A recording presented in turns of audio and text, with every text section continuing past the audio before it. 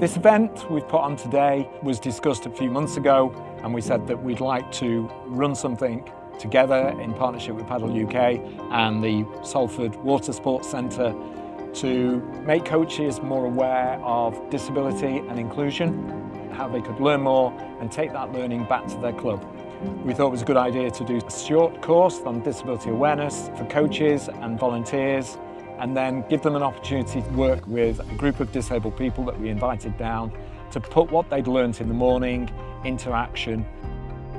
We had a person who runs their own business called Claire Buckle who delivered the course. She wrote the course, and we also thought it was a good idea that Claire delivered that. She has cerebral palsy. So we wanted coaches to feel more confident, to realise that there was no daft questions you ever ask, that you can ask people how they would be best suited to be involved in the activity and look to adapt it with their knowledge. The coach is the expert in the sport, the disabled person knows their impairment.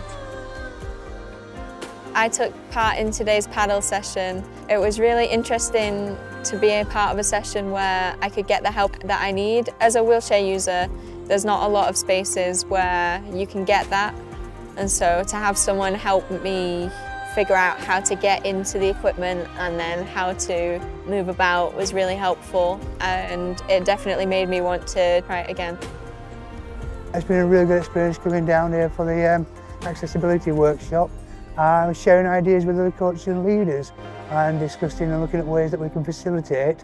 Got to work today with a paddler that's previously paddled but sits on tops, and he was expressing an interest to be able to transfer into closed cockpit kayaks. So sat down, chatted and looked at ways to facilitate this and end up out in the water for a safe, enjoyable experience paddling.